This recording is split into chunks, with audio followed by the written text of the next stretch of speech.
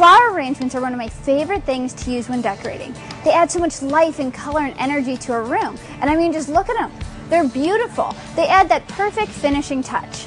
And when I was a little girl, I came to this very florist shop and watched in awe as they put together these flower arrangements. And now today, I'm getting my chance to learn how. And I mean, it can't be that hard, right? I'm hitting the road, searching for answers and finding great design. It's a quest for beauty, function, and of course, inspiration. To learn how to arrange flowers, floral designer Vicki Wenstrup didn't just show me, she actually made me do it. But I was up to the challenge, and like I said, how hard can it be to make a floral arrangement? We started by choosing flowers, which is a very important step.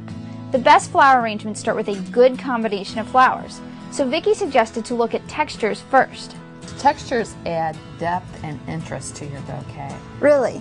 So then do you want to mix lots of different textures when creating a bouquet?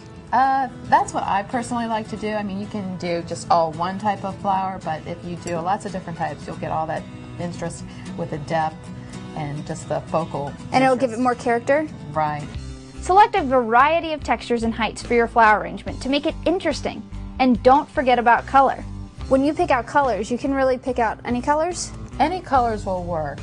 And then how do you go about mixing the colors? Is it the same way you would do for like any room? You just mix colors that look good together, or are there rules in flower arranging? Well, you just kind of like when you get dressed, colors that go together, or when you design a room, different shades. I mean, you could do all monochromatic, which would be a bouquet like this. This is all white, or you could do all pastel colors. But enough about picking flowers. Vicki spent most of the time showing me how to arrange them. And here are the steps to follow. Step 1. Put your greenery in the vase. Do you always start with greenery? It makes it easier when you're doing a vase like this because you just have an open area, and when you start putting your stems in, you can put them in where you want them and they'll stay put. Oh, so the greenery will hold up the flowers. It kind of locks them in place. I see. As you put in each piece of greenery and later the flowers, make sure to remove the bottom leaves and cut the bottom of the stem at an angle. That will help your flower arrangement to last much longer. And I'd recommend using scissors to cut the stems. The knife method Vicki showed me, well, let's just say it wasn't that easy. I ended up ripping my stems apart when she wasn't looking. Put it up. There's definitely a trick to it. There is. Put it up again. Hold your knife up against the stem and pull it down towards you. I'm just shredding this thing. Step 2. Add your flowers. When placing the flowers in your vase, think in odd numbers. And odd numbers of flowers look better than even numbers. Did you know that? Really? So you just group it in 3s or 5s or anything odd? Anything odd. It's just more pleasing to the eye. The first flowers you should add are called structural flowers. Structural flowers are the tallest flowers in your arrangement. Start with the top, so that'll give you the height of your arrangement, and then fill it in. All right. Also, try to create a dome of flowers that's round on all sides. Well, you can do a one-sided arrangement, but we're kind of circular is good because if you sit it in the center of a table, you can see all the way around it.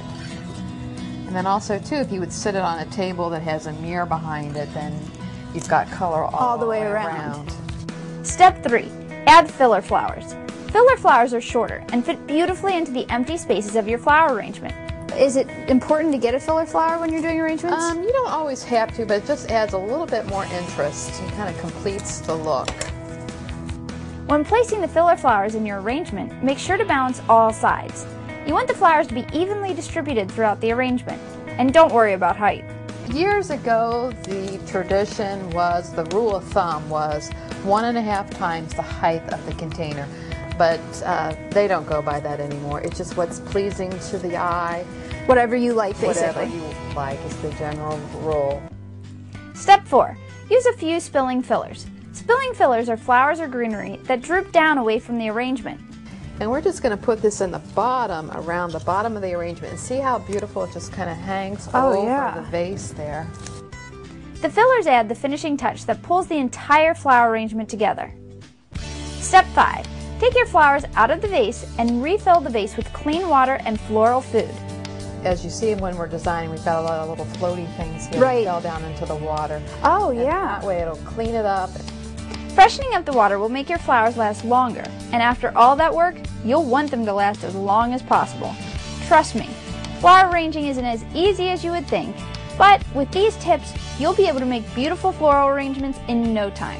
So how'd my first flower arrangement end up? Well, Vicki gave it a B-, but with a little practice and a few more flower arrangements under my belt, I'll be ready to take